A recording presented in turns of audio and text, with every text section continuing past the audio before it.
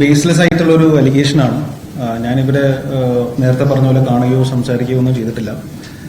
അപ്പൊ ഇങ്ങനെ അലിഗേഷൻസ് വരുമ്പോൾ ഞാൻ ആദ്യമായിട്ടാണ് ഇങ്ങനെ ഒരു അലിഗേഷൻ ഫേസ് ചെയ്യുന്നത്. കേസ് നിയമത്തിന്റെ വഴിയിലാണ് പോവുള്ളൂ. അപ്പോൾ നിയമത്തിന്റെ എല്ലാ വഴികളിലൂടെയും ഞാൻ സഞ്ചരിക്കേണ്ടി വരും. അത് എത്ര നാളെന്നുള്ളത് എനിക്കറിയില്ല. പക്ഷെ ഞാനും തിരിച്ചും നിയമപരമായിട്ട് അത് ഫൈറ്റ് ചെയ്യും. അതിന്റെ ഏതറ്റം വരെ പോകണമെങ്കിൽ ഏതറ്റം വരെയും ഞാൻ പോവും. ഇത് സത്യമല്ലെന്ന് എന്നെ കൊണ്ടാവുന്ന രീതിയിൽ എൻ്റെ അങ്ങനെ തെളിവുകളൊന്നുമില്ല. പക്ഷെ ഞാനത് പ്രൂവ് ചെയ്യാൻ വേണ്ടിയിട്ട് എൻ്റെ എല്ലാ വഴികളും ഞാൻ ശ്രമിക്കുന്നതാണ്. കാരണം ഇത് ഇങ്ങനെ ഒരു ഫേക്ക് അലിഗേഷൻസ് ഇങ്ങനെ വന്ന് തുടങ്ങിയാൽ ഇവിടെ എല്ലാവർക്കും ജീവിക്കണമല്ലോ. ഇപ്പം നാളെ ആർക്കെതിരെയും വരാം. ഇതേപോലെ ഒരുപാട് ഫേക്ക് അലിഗേഷൻസ് ആണുങ്ങൾക്കെതിരെ വന്നിട്ടുള്ള കേസുകൾ നമ്മുടെ രാജ്യത്തുണ്ട്. അത് ഡിസ്പ്രൂവ് ചെയ്തിട്ടുള്ള സിറ്റുവേഷൻസ് ഉണ്ട്. ഇനിയും നാളെ മുതൽ ആർക്കെതിരെയും വരാം. പക്ഷെ അവർക്ക് എല്ലാവർക്കും വേണ്ടിയാണ് ഞാൻ ഇവിടെ വന്നിരുന്ന് സംസാരിക്കുന്നത്. ഞാനത് ആരെങ്കിലും സംസാരിച്ച് തുടങ്ങിയില്ലെങ്കിൽ ഇതിങ്ങനെ നീണ്ടു പോയിക്കൊണ്ടിരിക്കും. കാരണം ഇതിൻ്റെ ഒരു പ്രൊസീജിയർ അങ്ങനെ ടൈം ടേക്കിംഗ് പ്രൊസീജിയറാണ്. നമ്മൾ സ്ഥിരം കാണുന്ന ഒരു പരിപാടിയാണല്ലോ. അപ്പോൾ എൻ്റെ സിനിമകളിൽ ഒരുപാട് സുഹൃത്തുക്കൾ വിളിച്ചു, എല്ലാവരും ഇങ്ങനെ സപ്പോർട്ടും കാര്യങ്ങളൊക്കെ പറയുന്നുണ്ട്. പക്ഷെ എന്തൊക്കെ പറഞ്ഞാലും ഒരു സത്യാവസ്ഥ തെളിയിക്കണമെങ്കിൽ അതിൻ്റെ നിയമത്തിന്റെ വഴിക്ക് പോകണം. അപ്പോൾ അതിൻ്റെ ഏത് അന്വേഷണത്തിനും ഏത് ശാസ്ത്രീയമായ അന്വേഷണത്തിനും സഹകരിക്കാൻ ഞാൻ തയ്യാറാണ്. ഞാൻ ഇവിടെ തന്നെ ഉണ്ടാവും. ഈ സംഭവം നടന്നത് ദുബായ് വെച്ചായിരുന്നു. ഞാൻ ശ്രേയ എന്ന് പറയുന്ന ഒരു പെൺകുട്ടിയെ പരിചയപ്പെട്ടിട്ട് ഞാൻ പുറത്തോട്ട് പോകാനായിട്ട് ഒരു 3 ലക്ഷം രൂപ കൊടുത്തു. അപ്പോൾ ആ ഒരു ടൈം കഴിഞ്ഞപ്പോൾ നമ്മൾ പുള്ളിക്കാരോട് ചോദിച്ചപ്പം എന്നെ ഒരു ഫിലിം പ്രൊഡ്യൂസറെ പരിചയപ്പെടുത്തി തരാം, ഒരു സിനിമയിൽ ചാൻസ് വാങ്ങിച്ചു തരാം എന്നും പറഞ്ഞുകൊണ്ടാണ് ഞാൻ ഈ പ്രൊഡ്യൂസറെ പരിചയപ്പെട്ടത്. അപ്പോൾ അങ്ങനെ ഞാനൊരു ഫ്ലോറ ക്രീക്ക് എന്ന് പറഞ്ഞ ദുബായിലുള്ള ഒരു ഹോട്ടലിൽ പോയി ഇന്റർവ്യൂവിന് പോവുകയും അവിടെ എനിക്കൊരു നല്ല അനുഭവമല്ല ഉണ്ടായത്. അതിനുശേഷം ഞങ്ങളൊരു ചെറിയ ഇഷ്യൂസ് ഉണ്ടായപ്പോൾ പുള്ളിയുടെ ഗുണ്ടകൾ എന്നുള്ള പേരിലാണ് നിവിൻ പോളി, ബിനു, ബഷീർ, കുട്ടൻ എന്നിവരെ പരിചയപ്പെട്ട് എന്നെ ഒരു 3 ദിവസം റൂമിൽ ലോക്ക് ചെയ്ത് ശാരീരികവും മാനസികമായ പീഡനങ്ങൾ അനുഭവിക്കേണ്ടി വന്നത്. അതിനുശേഷം എനിക്ക് ഫുഡും വെള്ളമൊന്നും തരാതെ ഇവർ മയക്കുമരുന്ന് കലക്കിയ വെള്ളം മാത്രമാണ് നമുക്ക് തന്നത്. അവിടെ നിന്നൊരു ശാരീരിക ബുദ്ധിമുട്ട്, ഒരു ബ്രീത്തിങ് ഡിഫിക്കൽറ്റി ഉണ്ടായതിനു ശേഷം ഹസ്ബൻഡ് അത് മനസ്സിലാക്കുകയും പുള്ളി എനിക്ക് ടിക്കറ്റ് എടുത്ത് തരികയും ചെയ്തത് കൊണ്ടാണ് പെട്ടെന്ന് ഞാൻ അവിടെ നിന്ന് രക്ഷപ്പെട്ട് പോരാനായിട്ട് എനിക്ക് പറ്റിയത്. പുരുഷന്മാർ നമ്മളോട് ചെയ്യുന്ന പോലെയല്ല ഇവരാരും നമ്മളോട് ബിഹേവ് ചെയ്യുന്നത്. ഇവർ ഒരു മനുഷ്യനൊക്കെ അതിനും അപ്പുറത്തുള്ള രീതിക്കാണ് ഇവർ നമ്മളെ ഉപദ്രവിക്കുന്നത്. പരാതിയിൽ ഉറച്ച് ഇത് എവിടം വരെ പോകാമോ, നമുക്ക് നീതി കിട്ടുന്നിടം വരെ നമ്മൾ മുമ്പോട്ട് പോകാൻ തന്നെ തയ്യാറാണ്. നമസ്കാരം, സ്പോട്ട് ലൈവിലേക്ക് സ്വാഗതം. സിനിമാ മേഖലയിലെ ലൈംഗിക പീഡന പരാതിയിൽ ഏറ്റവും ഒടുവിൽ കുടുങ്ങിയത് നടൻ നിവിൻ പോളിയാണ്. എന്നാൽ തനിക്കെതിരായ പരാതിയും ആരോപണവും വ്യാജമാണെന്നും അതിനു പിന്നിൽ ഗൂഢാലോചനയാണെന്നും ആരോപിച്ചുകൊണ്ട് നിവിൻ പോളി ഇന്നലെ മാധ്യമങ്ങൾക്ക് മുന്നിൽ രംഗത്തെത്തിയിരുന്നു. എന്നാൽ നിവിൻ പോളിയുടെ വാദങ്ങൾ പൂർണ്ണമായും തള്ളുകയാണ് പരാതിക്കാരി. നടൻ നിവിൻ പോളിക്കെതിരെ പരാതിയിൽ ഉറച്ചു നിൽക്കുന്നതായി പരാതിക്കാരി മാധ്യമങ്ങളോട് പറഞ്ഞു. നിവിൻ പീഡിപ്പിച്ചുവെന്ന് ആദ്യ പരാതിയിൽ തന്നെ പറഞ്ഞിരുന്നതായും പരാതിക്കാരി ന്യൂസ് 18നോട് വ്യക്തമാക്കി. അതേസമയം നിവിനെതിരായ പരാതി പ്രത്യേക അന്വേഷണ സംഘത്തിന് കൈമാറിയിട്ടില്ലെന്ന് AIG പൂങ്കുഴലി വ്യക്തമാക്കി.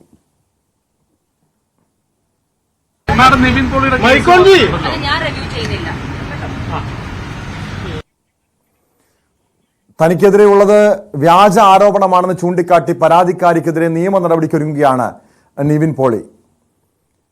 നിവിൻ പോളിക്കെതിരായ പീഡന പരാതിയുടെയും കേസിന്റെയും വസ്തുത എന്താണ്? ഈ വിഷയമാണ് സ്പോട്ട് ലൈവ് പരിശോധിക്കുന്നത്. ആദ്യം ഡാനി പോൾ ചേരുന്നുണ്ട് കൊച്ചിയിൽ നിന്നും.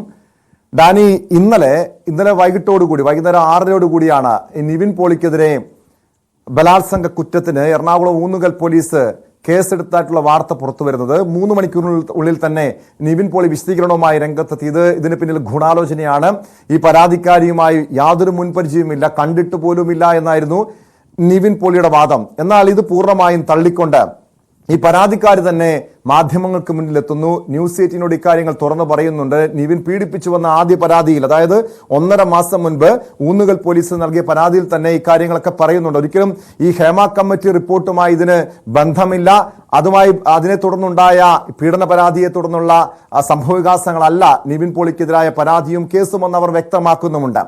പക്ഷെ പല രീതിയിലുള്ള സംശയങ്ങൾ ഈ നിവിൻ പോളി തന്നെ പറയുന്നു. ഇത് തന്നെ ബ്ലാക്ക്മെയിൽ ചെയ്യാനുള്ള നീക്കമാണ് എന്നൊക്കെ പറഞ്ഞുകൊണ്ടായിരുന്നു നിവിൻ പോളി ഇന്നലെ മാധ്യമങ്ങൾക്ക് മുന്നിലെത്തിയത്. യഥാർത്ഥത്തിൽ അന്വേഷണ സംഘം ഈ സംഭവവുമായി, ഈ കേസുമായി ബന്ധപ്പെട്ട് നൽകുന്ന വിവരങ്ങൾ എന്തൊക്കെയാണ് ഡാനി?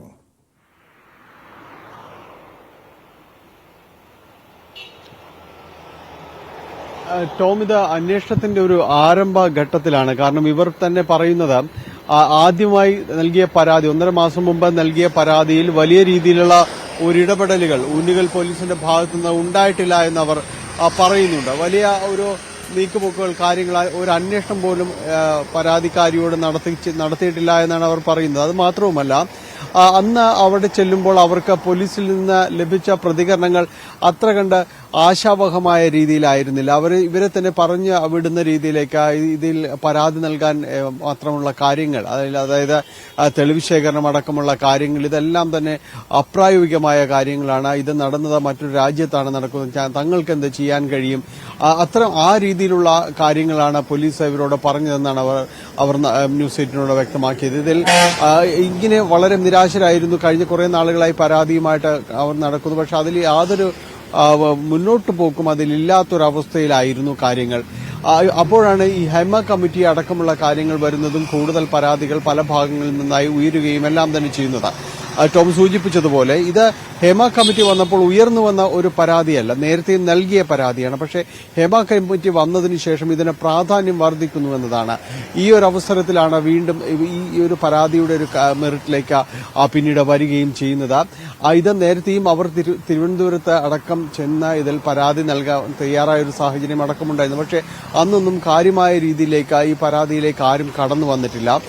ഇപ്പോൾ ഈ ഹേമ കമ്മിറ്റിയുടെ ഒരു സാഹചര്യത്തിലാണ് ഈ പരാതിയുടെ കണ്ടന്റ് അത് ഗൗരവതരമാകുന്നത്. ഇപ്പോൾ അതിൽ എഫ്ഐആർ ഇടാനടക്കമുള്ള കാര്യങ്ങളിൽ നിർബന്ധിതരാകുകയാണ്.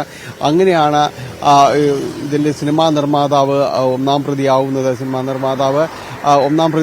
അതിനുശേഷം മറ്റു നിവിൻ പോളി അടക്കമുള്ള കാര്യങ്ങൾ ഇവർ 6ഓളം പേര് പ്രതിപട്ടികയിലേക്ക് വരികയും എല്ലാം തന്നെ ചെയ്യുന്നത്.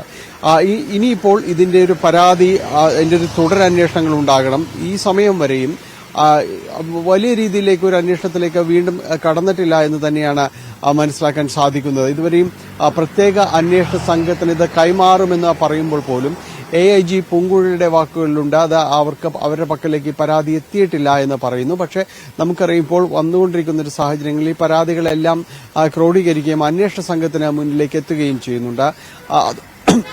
ക്ഷമിക്കണം, അന്വേഷണ സംഘത്തിന് മുന്നിലേക്ക് പരാതികളെല്ലാം തന്നെ എത്തുകയും ചെയ്യുന്നുണ്ട്. അപ്പോൾ വൈകാതെ ഈ പരാതിയും നേരത്തെ രൂപീകരിച്ചിട്ടുള്ള പ്രത്യേക അന്വേഷണ സംഘത്തിലേക്ക് ഈ പരാതിയും കൈമാറുമെന്നാണ് നമ്മൾ പ്രതീക്ഷിക്കുന്നത്. ഊന്നുകൽ പോലീസിലാണ് നിലവിൽ അത് എഫ്ഐആർ ഇട്ടിരിക്കുന്നത്. എന്തായാലും താൻ പരാതിയിൽ ഉറച്ചു നിൽക്കുന്നു എന്ന് തന്നെയാണ് അല്പസമയം മുമ്പും അവർ ന്യൂസ് 8 പ്രതികരിച്ചത്. യാതൊരു രീതിയിലും ഇതിൽ നിന്ന് പിന്മാറുകയില്ല. കാരണം അത്ര കണ്ട താൻ പീഡനങ്ങൾ ഇവരുടെ ഭാഗത്തുനിന്ന് ഏറ്റിട്ടുണ്ട്. ഇവർ ഒന്നും ഈ പുറത്ത് കാണുന്ന പോലുള്ള ആൾക്കാരൊന്നും അല്ല എന്ന് അവർ പറയുന്നു. വലിയ രീതിയിൽ തനിക്ക് ശാരീരികവും മാനസികവുമായ പീഡനങ്ങൾ ഇവരുടെ ഭാഗത്തുനിന്ന് ഏറ്റിട്ടുണ്ട്. അതുകൊണ്ട് ഈ പരാതിയുമായി മുന്നോട്ട് പോകും. നുണപരിശോധനയ്ക്ക് പോലും താൻ തയ്യാറാണ്. ആ രീതിയിൽ ഇന്നലെ നിവിൻ പോളിയുടെ പരാമർശങ്ങൾ ശ്രദ്ധയിൽപ്പെടുത്തുമ്പോഴായിരുന്നു അവരിങ്ങനെ പ്രതികരിച്ചത്. കാരണം ഇത് തെളിയിക്കാൻ ഏതറ്റം വരെ പോകുമെന്ന നിവിൻ പോളിയുടെ വാക്കുകളോട് കോർത്തുകൊണ്ട് തന്നെയാണ് അവർ പറയുന്നത്. തനിക്കും തന്റെ നിരപരാധിത്വം ഇക്കാര്യങ്ങൾ തെളിയിക്കേണ്ടത്, താൻ പറയുന്നത് സത്യസന്ധമായ കാര്യങ്ങളാണ്, ഇതിൽ അവാസ്തവമായ കാര്യങ്ങളൊന്നും തന്നെയില്ല. അതുകൊണ്ട് ഈ കാര്യങ്ങൾ തെളിയിക്കാൻ താനും ബാധ്യസ്ഥയാണ്. താനും ഏതറ്റം വരെ പോകും. തനിക്ക് മറ്റ് വലിയ രീതിയിലുള്ള പണമോ സ്വാധീനമോ കാര്യങ്ങളോ ഒന്നുമില്ല. തന്റെ ഭർത്താവും കുഞ്ഞും അടങ്ങുന്ന ആ ഒരു ചെറിയ കുടുംബം മാത്രമാണുള്ളത്. അവർ തനിക്കൊപ്പം പൂർണ്ണമായും നിൽക്കുന്നു. അത് തന്നെയാണ് തന്റെ ആത്മവിശ്വാസം. അവർക്ക് ഇത് കാര്യങ്ങളെല്ലാം തന്നെ ബോധ്യപ്പെട്ടിട്ടുണ്ട്. അതുകൊണ്ട് ഈ കാര്യത്തിൽ അവർ ഉറച്ചു തന്നെ നിൽക്കുന്നു. ഏത് രീതിയിലുള്ള നടപടികൾ ഇനി ഉണ്ടാവുകയാണെങ്കിൽ അതിനെ അത് ഫേസ് ചെയ്തുകൊണ്ട് തന്നെ മുന്നോട്ട് പോകാൻ തയ്യാറാണ്. പ്രത്യേക അന്വേഷണ സംഘത്തിലേക്ക് ഈ കേസ് കൈമാറുകയാണെങ്കിൽ അവർ വിളിപ്പിക്കുമ്പോൾ അതൊക്കെ മൊഴി നൽകാനും ഈ സാഹചര്യങ്ങൾ വ്യക്തമാക്കാനും തനിക്കെന്താണ് ഇതുമായി ബന്ധപ്പെട്ട് പറയുവാനുള്ളതെന്നും അവർക്ക് മുൻപാകെ വ്യക്തമാക്കാനും താൻ തയ്യാറാണ് എന്ന് അവർ പറയുകയും ചെയ്യുന്നുണ്ട്. എന്തായാലും ഇക്കാര്യത്തിൽ രണ്ട് കൂട്ടരും വാദിക്കുന്നു. അങ്ങനെ ഈ പരാതിക്കാരി ഈ മൊഴിയിൽ പരാതിയിൽ ഉറച്ചു നിൽക്കുന്നു. പ്രാഥമികമായി അവരിൽ നിന്ന് ഓൺലൈൻ വഴി മൊഴി രേഖപ്പെടുത്തിയെന്നാണ് മനസ്സിലാക്കാൻ കഴിയുന്നത്. ഇനി അടുത്ത അന്വേഷണ സംഘത്തിന് അടുത്ത നീക്കം എന്താണ്, അതൊക്കെ അറിയേണ്ടിയിരിക്കുന്നു. അതിനു മുൻപ് ഡാനി, നിവിൻ പോളി ഇന്നലെ തന്നെ പറഞ്ഞിരുന്നു താൻ ഇതിനെ നിയമപരമായി നേരിടും, തന്റെ നിരപരാധിത്വം തെളിയിക്കാൻ ഏതറ്റം വരെയും പോകുമെന്ന്. ഈ തനിക്കെതിരായ ഈ പരാതി വ്യാജമാണെന്ന് ചൂണ്ടിക്കാണിച്ചുകൊണ്ട് നിയമ നടപടിക്ക് പോകുമ്പോൾ ഒരു മുൻകൂർ ജാമ്യാപേക്ഷയുമായി ഹൈക്കോടതിയെ സമീപിക്കുകയാണോ അതോ മറ്റേതെങ്കിലും നിയമ നടപടി ആയിരിക്കുമോ നിവിൻ പോളിയുടെ ഭാഗത്തുനിന്നുണ്ടാവുക?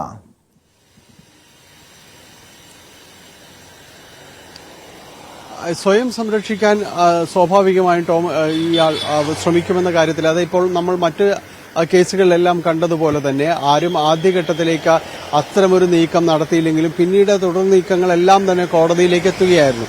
സ്വാഭാവികമായും നിവിൻ പോളിയും ആ രീതിയിലേക്ക് തന്നെ നീങ്ങിയേക്കാം, അതിൽ സംശയമൊന്നുമില്ല. കാരണം ഇത് പീഡന പരാതിയാണ്, ഒരു സ്ത്രീ മൊഴി നൽകിയിരിക്കുന്ന ലൈംഗിക പീഡന പരാതിയാണ്. അത് അതിന്റെ ഒരു സ്ഥലവും സാഹചര്യവും ഒന്നും കേരളത്തിലോ ഇന്ത്യയിലോ അല്ലെങ്കിൽ കൂടിയും അവർ ഇവിടെയാണ്, അവർ ഇവിടെ പരാതി നൽകിയിരിക്കുന്നു, വളരെ ഉറച്ചു തന്നെ ആ പരാതിയിൽ നിൽക്കുകയും ചെയ്യുന്നു. അപ്പോൾ സാഹചര്യങ്ങൾ പോലീസിനെ പരിശോധിക്കാവുന്നതാണ്. കാരണം ഇത് വിദേശത്തായതുകൊണ്ട് പാസ്പോർട്ട് രേഖകൾ അടക്കമുള്ള കാര്യങ്ങളുണ്ടായി. ഇവർ പറയുന്ന ഈ സമയവും സാഹചര്യവും എല്ലാം തന്നെ പ്രാഥമികമായി പോലീസിനെ പരിശോധിക്കാവുന്നതാണ്. ആ സമയം ഈ നടനും സംഘവും എല്ലാം തന്നെ ഇവർ പറയുന്ന 6 പ്രതികളുള്ളവർ അവരും വിദേശത്ത് തന്നെയായിരുന്നു. അപ്പോൾ അത്തരം കാര്യങ്ങളെല്ലാം തന്നെ വളരെ പെട്ടെന്ന് പരിശോധിക്കാവുന്ന കാര്യങ്ങളാണ്. നാട്ടിലുണ്ടായിരുന്നു, വിദേശത്തായിരുന്നു എന്ന അടക്കമുള്ള കാര്യങ്ങൾ പരിശോധിക്കാവുന്നതാണ്. അതെല്ലാം തന്നെ പോലീസ് പരിശോധിക്കുമ്പോൾ തന്നെയും സ്വാഭാവികമായി അതിനെ പ്രതിരോധിക്കുക എന്ന രീതിയിലേക്ക് മുൻകൂർ ജാമ്യത്തിന് ശ്രമിക്കുക തന്നെയായിരിക്കും നിവിൻ പോളിയും ചെയ്യുക എന്നാണ് മനസ്സിലാക്കാൻ സാധിക്കുന്നത്. അതിലിപ്പോൾ എന്താണ് അതിന്റെ കൂടുതൽ കാര്യങ്ങൾ എന്നത് ഒരുപക്ഷെ അദ്ദേഹം അഭിഭാഷകരുമായിട്ട് ആലോചിക്കുന്നുണ്ടാകാം. വൈകാതെ ഒരുപക്ഷെ വളരെ നമ്മൾ മറ്റു നടന്മാരുടെ എല്ലാം തന്നെയും കോടതിയിലേക്ക് എത്തുമ്പോൾ അതീവ രഹസ്യമായിട്ടായിരുന്നു അത്തരം നീക്കങ്ങൾ നടത്തി. കോടതിയിലേക്ക് എത്തുമ്പോൾ കോടതി പരിഗണിക്കുന്ന ഘട്ടത്തിലാണ് പലപ്പോഴും അത് പുറത്തുപോലും അറിഞ്ഞത് മുൻകൂർ ജാമ്യത്തിന് ശ്രമിക്കുന്നുവെന്ന്. ആ രീതിയിലുള്ള നീക്കങ്ങൾ സ്വാഭാവികമായും നടന്റെ ഭാഗത്തുനിന്ന് ഉണ്ടാകുമെന്നതിൽ സംശയമൊന്നുമില്ല. ആദ്യഘട്ടത്തിൽ അതുതന്നെയായിരിക്കും ശ്രമിക്കുക, പിന്നീടായിരിക്കും ഇതിൽ തീർച്ചയായും ഡാനി നേരത്തെ സൂചിപ്പിച്ചതുപോലെ ഡാനിയിലേക്ക് മടങ്ങിയെത്താം. ഈ പരാതിക്കാരി നേരത്തെ ന്യൂസ് 18നോട് കാര്യങ്ങൾ തുറന്നു പറഞ്ഞിരുന്നു. നിവിൻ പോളിക്കെതിരായ പരാതിയിൽ നുണപരിശോധന ഉൾപ്പെടെ ഏത് നിയമ നടപടികളും നേരിടാൻ തയ്യാറാണെന്നായിരുന്നു പരാതിക്കാരി പറഞ്ഞത്. നിവിനും സുഹൃത്തുക്കളും അത്ര ക്രൂരമായിട്ടാണ് തന്നോട് പെരുമാറിയത്. നാട്ടിലെത്തി സ്റ്റേഷനിൽ പരാതി നൽകിയപ്പോൾ നല്ല സമീപനമല്ല ലഭിച്ചതെന്നും 1-ാം പ്രതിയായ നിർമ്മാതാവിനെതിരെ അന്വേഷണം തുടങ്ങിയിട്ടില്ലെന്നും പരാതിക്കാരി ആരോപിച്ചു. ആദ്യത്തെ പരാതി നൽകിയപ്പോൾ എന്നോട് ഞാൻ അത് ഹർഷിത മേഡത്തിന് മെയിൽ അയക്കുകയായിരുന്നു. അത് ഇവിടുത്തെ ലോക്കൽ സ്റ്റേഷനിലോട്ട് ഫോർവേഡ് ചെയ്തു. പക്ഷേ ഇവിടുത്തെ ലോക്കൽ സ്റ്റേഷനിൽ നമുക്ക് യാതൊരുവിധ നല്ലൊരു മുൻപോട്ടുള്ള നല്ലൊരു തീരുമാനമല്ല കിട്ടിയത്. അവർ പറഞ്ഞത് ദുബായിൽ നടന്നതായതുകൊണ്ട് തെളിവൊന്നുമില്ലാത്തതുകൊണ്ട് അവർക്ക് ഇതിന് പ്രത്യേകിച്ചൊന്നും തരാൻ പറ്റില്ല എന്നും പറഞ്ഞാണ് നമ്മളോട് പറഞ്ഞത്. കാരണം ആദ്യം ഞാൻ ചുരുക്കത്തിലാണ് കൊടുത്തത്. അത് കാരണം ഞാൻ ഇതൊരു പരാതി കൊടുത്തൊരു എക്സ്പീരിയൻസ് ഇല്ലാത്ത ഒരു വ്യക്തിയാണ്. അപ്പൊ ഞാൻ എന്റേതായ രീതിയിൽ എന്നെ ഉപദ്രവിച്ചു എന്ന്, ശാരീരികമായി ഉപദ്രവിച്ചു എന്നും അല്ലാതെ തല്ലി എന്നൊക്കെ പറഞ്ഞ് ഞാൻ കൊടുത്തിരുന്നു. ആ ഉപദ്രവിച്ചു എന്നുള്ളത് ഞാൻ എന്നിട്ട് സ്റ്റേഷനിൽ പോയി മൊഴി കൊടുത്തിരുന്നു. എനിക്ക് ശാരീരിക പീഡനം ഉണ്ടായി എന്ന് ഞാൻ സർക്കിളിന് മൊഴി കൊടുക്കുകയുണ്ടായി. പക്ഷെ അദ്ദേഹം അത് കേൾക്കാനോ അത് ആ മൊഴിയിൽ എഴുതാനോ അവർ തയ്യാറായില്ല. എന്റെ പരാതിക്ക് ഞാൻ മാത്രമേ ഉള്ളൂ. എനിക്ക് സപ്പോർട്ടായിട്ട് എന്റെ ഹസ്ബൻഡും മോനും മാത്രമേ ഉള്ളൂ. ഇത് വേറെ ആരോടും ഞാൻ ഗൂഢാലോചന ചെയ്ത് നടത്തിയതല്ല. പിന്നെ നിവിൻ പോളിയാണ് ഒരു ഗ്യാങ്. ഞാൻ ആ ഗ്യാങ്ങിൽ കൂടാഞ്ഞതുകൊണ്ടാണ്, ആ സംഘത്തിൽ ചേരാഞ്ഞതുകൊണ്ടാണ് ഞാൻ ഇത്രയും അനുഭവിക്കേണ്ടി വന്നത്. പിന്നെ നിവിൻ പോളി തർക്കിച്ചത് എന്റെ യാതൊരുവിധ തെളിവുകളും ഇല്ല എന്നുള്ളതാണ്. കാരണം എന്റെ തെളിവുകൾ ഒരു ഫോണായിരുന്നു. ആ ഫോൺ അവരുടെ കയ്യിലാണ്, നിവിൻ പോളിയുടെ കയ്യിലാണ്, ആ ഗ്യാങ്ങിന്റെ കയ്യിലാണ്. അപ്പൊ അതുകൊണ്ടാണ് 100% തെളിവുകളൊന്നും ഇല്ല എന്ന് നിവിൻ പോളി തർക്കിക്കുന്നത്.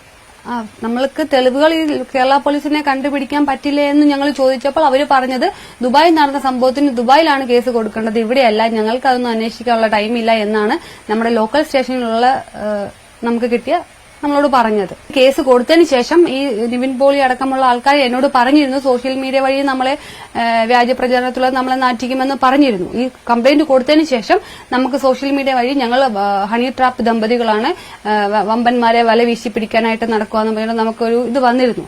ഞങ്ങൾ അതും കൊണ്ട് ഞങ്ങൾ ലോക്കൽ സ്റ്റേഷനിൽ കംപ്ലൈന്റ് കൊടുത്തപ്പോൾ അതിനും തെളിവുകളൊന്നും ഇല്ല എന്നും പറഞ്ഞ് അവർ നമ്മളെ ഉഴപ്പി വിടുകയാണ് ചെയ്തത്. ഈ നിവിൻ പോളി ഗ്യാങ് ആണ്. അന്ന് ഇവരെന്നെ റൂമിൽ 3 ദിവസം ലോക്ക് ചെയ്തിട്ടപ്പോൾ എന്റെ ഫോണിൽ മെസ്സേജ് വരുന്നത്, ഇവരോട് ഈ സുനിൽ എന്ന് പറയുന്ന വ്യക്തിയോട് ചാറ്റ് ചെയ്തതും മെസ്സേജും ഇവരുമായിട്ട് ഞാൻ ഫോട്ടോ എടുത്തിരുന്നു. ആ ഫോട്ടോകളും ഒക്കെ ഉള്ളത് ആ ഫോണിലായിരുന്നു.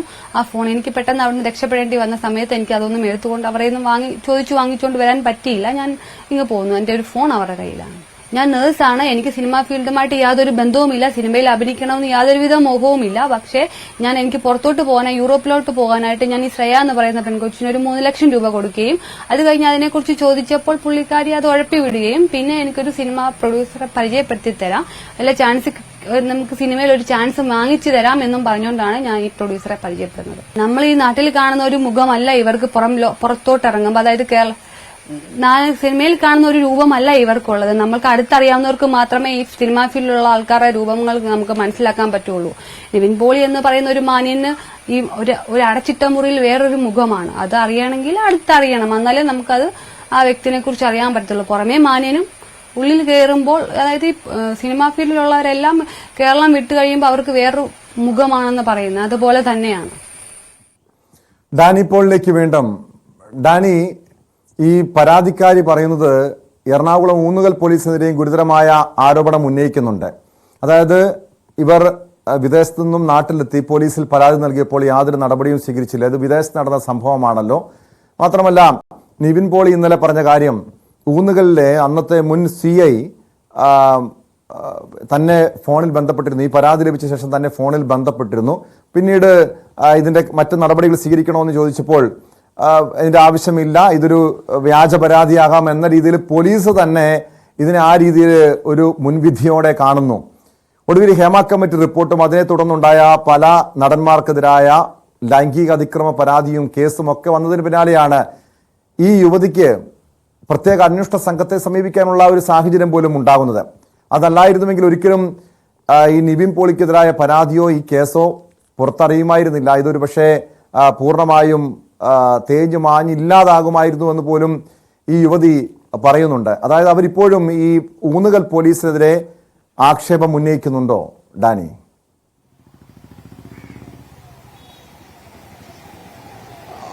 ഇപ്പോഴും ഊന്നുകൽ പോലീസിനെതിരെ അവർ ആരോപണം ഉന്നയിക്കുന്നുണ്ട്. ആക്ഷേപം അവർ അനുഭവിച്ച കാര്യങ്ങളാണ്. അതിനെ ആരോപണമെന്ന് പറഞ്ഞ് നമുക്ക് നിസ്സാരവൽക്കരിക്കാൻ കഴിയുമോ എന്നറിയില്ല. അതിൽ അവർക്ക് അവിടെ ചെന്നപ്പോൾ അവർക്ക് നേരിട്ട ഒരു കാര്യങ്ങൾ അവർ വിവരിക്കുന്നുണ്ട്.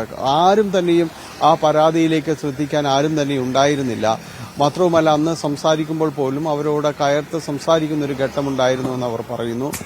ഇതിൽ വനിതാ ഓഫീസർമാരാണ് ഇത്തരം കാര്യങ്ങൾ കൂടുതൽ ഇടപെടേണ്ടത്. അത്തരം കാര്യങ്ങളൊന്നും അവർക്ക് ഉണ്ടായിരുന്നില്ല. പലപ്പോഴും ഈ പരാതി എന്തിന് എന്നുള്ള രീതിയിൽ തന്നെയാണ് ചോദിക്കുന്നത്. അങ്ങനെ ടോം പറഞ്ഞതുപോലെ ഒരു മുൻവിധിയോടെ വളരെ തുടക്കം മുതൽ തന്നെ ഇതിനെ സമീപിച്ചിരുന്നോ എന്ന്, പോലീസുകാരുടെ ഭാഗത്ത് സമീപിച്ചിരുന്നോ എന്ന് അവർക്ക് വളരെ സംശയമുണ്ട്. അത് തന്നെയാണ് ഇന്നലെ നിവിൻ പോളിയുടെ വാർത്താ സമ്മേളനത്തിൽ അദ്ദേഹം തന്നെ പറയുന്നുണ്ട്. പോലീസുകാർ ആ രീതിയിൽ അദ്ദേഹത്തോട് പറഞ്ഞുവെന്ന് നിവിൻ പോളിയുടെ വാക്കുകളിൽ തന്നെയുണ്ട്.